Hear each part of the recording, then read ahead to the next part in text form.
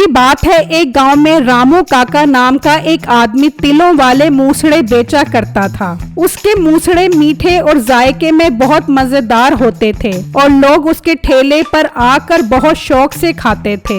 वाह रामू काका, क्या कमाल के तिलों वाले मूसड़े हैं आपके। जबान पर रखता हूँ तो जबान थर थर कांपने लग जाती है। शुक्रिया बेटे मेरी मूसड़ों की तारीफ करने के लिए।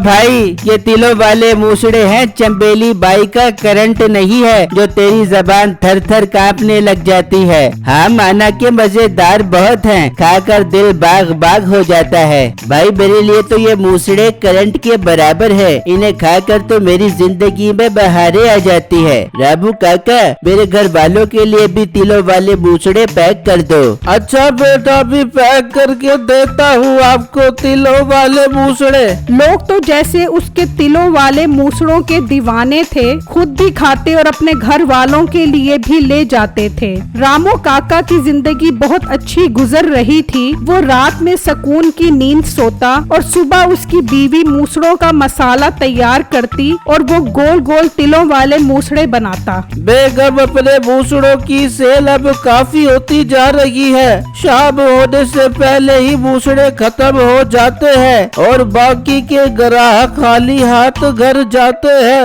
अजी, तो अब हम मूसड़ों का ज्यादा मसाला बनाना शुरू कर देते हैं। इसमें ऐसी क्या बात है, सेल ज्यादा होगी तो ज्यादा पैसा आएगा। हाँ बेगम, तू ठीक कह रही है, हमें अपना काम बढ़ाना चाहिए। तू कल से मूसड़ों का ज्यादा मसाला तैयार कर, हम ज्यादा मूसड़े बेचेंगे। फिर रामू काका अपना ठेला खोलकर बैठ जाता है। मूसड़े खा लो, आकर तिलों वाले मूसड़े खा लो। 50 रुपए में 5 मूसड़े, आ जाओ खा जाओ। वो आवाजें देकर लोगों को बुला रहा होता है कि अचानक आय हाय, मुझे तो बहुत जोर का पेशाब आ रहा है। इससे पहले कि ग्राहक आए मैं जाकर करके आता हूँ। रामू काका चला जाता है तो दूसरी तरफ से एक चोर आता है और वो उसके मूसड़ों की ट्रे उठाकर ले जाता है। फिर जब रामू काका वापस आता है तो वहाँ उसकी एक ट्रे कम होती है।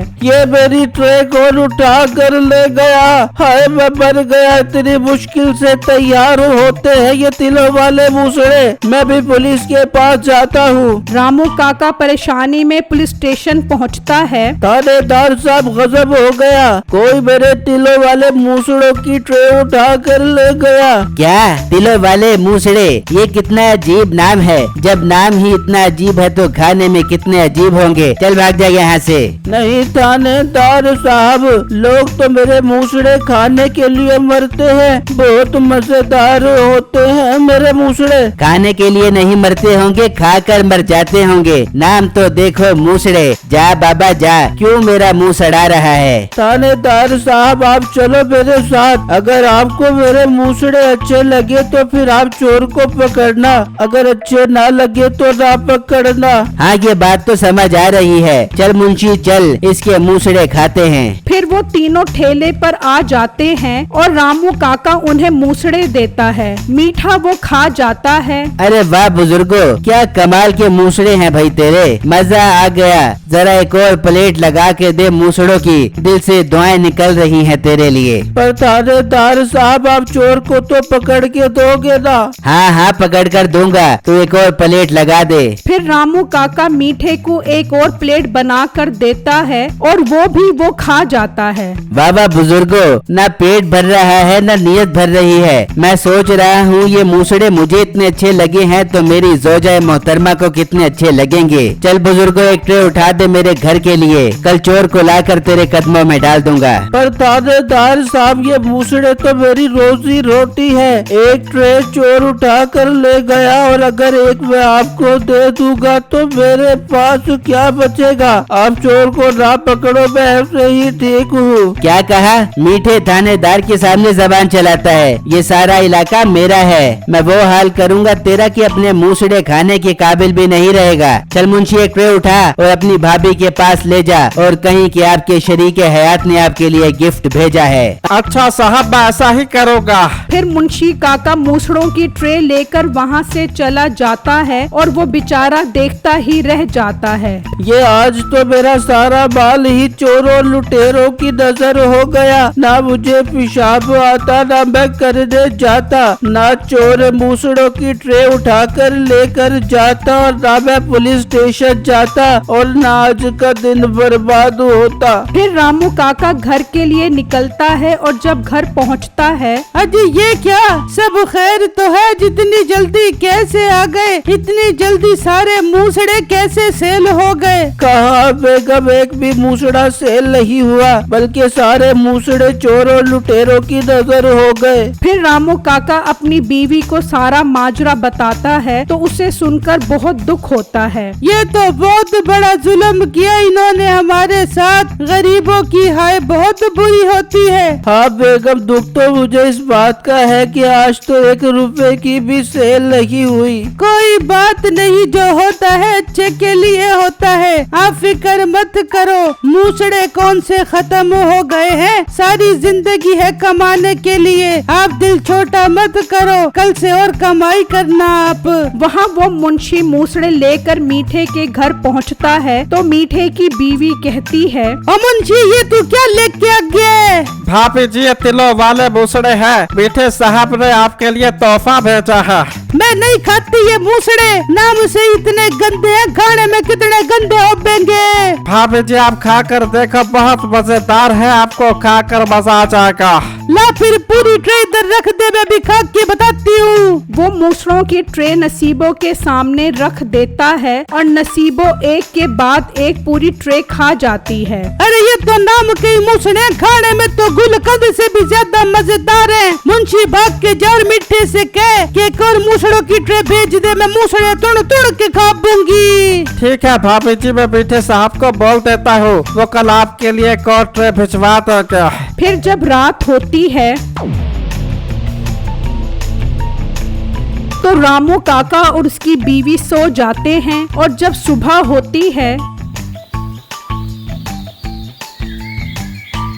तो वो दोनों मिलकर मूसड़े तैयार करना शुरू कर देते हैं और रामू काका अपना ठेला खोलकर बैठ जाता है तो एक ग्राहक उसके पास आता है। बाबा जी, खुशबू तो बहुत कमाल की आ रही है, जरा एक प्लेट मूसड़ों की तो बना दो। हाँ हाँ बेटा, बैठो। फिर बिट्टू बैठकर मूसड़े खाने लग जाता है। वहाँ मीठा मुंशी को कहता है, अरे मुंशी, चल तेरी भाभी के लिए एक और ट्रे लेकर आते हैं मूसड़ों की। पर साहब जी, बड़े साहब आने वाले हैं, वो चले जाए फिर चलते हैं। अबे अब हम बड़े साहब का इंतजार करें क्या? उसके आने से पहले पहले ट्रे घर पहुंचानी है, वरना तेरी भाभी नाराज हो जाएंगी। ठीक है साहब, चलो फिर उसके पास मूसड़े खाने के लिए। फिर वो दोनों उसके पास पहुंच जाते हैं। और बुजुर्गो, तुम्हारी बहू रानी को तुम्हारे मूसड़े बहुत पसंद आए हैं, एक और ट्रे दे दो। ठीक है साहब, 2000 रुपए की एक ट्रे है। क्या कहा? मीठे थानेदार से पैसे मांगेगा? लगता है तेरा काम करने का इरादा नहीं है। मुंशी, तोड़ दे इसकी दुकान और फोड़ दे इसके सारे मूसड़े। नाना साहब, ऐसा मत करो, मैं बहुत गरीब इंसान हूँ, आप ले जाओ मूसड़ों की ट्रे। हाँ बाया ना लाइन पर, चल मुंशी ट्रे उठा और बड़े साहब के आने से पहले पहले भाभी को पहुँचा कर वापिस आ जा। ठीक है साहब, मैं यूँ गया और यूँ वापस आया। फिर मुंशी ट्रे ले जाता है और मीठा थाने में आकर बैठ जाता है और बड़े साहब का इंतजार करने लगता है। वहाँ बिट्टू रामू काका को कहता है, अंकल, ये दोनों तो आपसे रोज इस तरह मूसड़ों की ट्रे ले जाते रहेंगे, इस तरह तो आपको बहुत नुकसान हो जाएगा। बेटा, अब मैं क्या करूँ, इनसे कैसे जांच छुड़वाऊँ? अंकल, मेरे पास एक बहुत अच्छा आइडिया है, इनके बड़े साहब आने वाले हैं, मैं जैसा कहूँ बस आप वैसा ही करते रहें। फिर बिट्टू रामू काका को सारा आइडिया समझा देता है और वहाँ मीठे का SHO थाने में आ चुका होता है कि रामू काका मूसड़ों का डब्बा लेकर वहाँ पहुँचता है। मीठे साहब, ये लो मूसड़ों का डब्बा, मैंने मूसड़ों की पूरी ट्रे भी आपके घर पहुँचा दी है। अब तो खुदा के लिए मेरी दुकान ना खत्म करना, मैं बहुत गरीब इंसान हूँ। ओ बाबा, ये मूसड़ों का डब्बा मैंने नहीं मंगवाया। साहब, झूठ क्यों बोल रहे हो आप? आपने ही तो रिश्वत के तौर पे ये डब्बा मंगवाया था। क्या बेटे तुम यहाँ पर रिश्वत लेते हो? SHO साहब ये झूठ बोल रहा है, मैंने कोई डब्बा नहीं मंगवाया। बकवास बंद करो, तुम जैसे इंस्पेक्टर की वजह से हमारा महकमा बदनाम हो रहा है। तुम दोनों आज से फारिग हो, अपनी वर्दी उतारो, निकलो यहाँ से। साहब हमें माफ कर दो, हमसे गलती हो गई। चुप करके निकलो यहाँ से। और बाबा जी अगर आज के बाद ये आपको तंग करे तो सीधा मेरे पास आना। आज तो इनकी वर्दी उतारी है, कल इनकी चमड़ी उतार दूंगा। मीठे और उसके मुंशी को अपनी गलती पर बहुत दुख होता है और उनकी नौकरी भी चली जाती है और रामू काका की मेहनत की वजह से उसकी दुकान खूब चलने लग जाती है।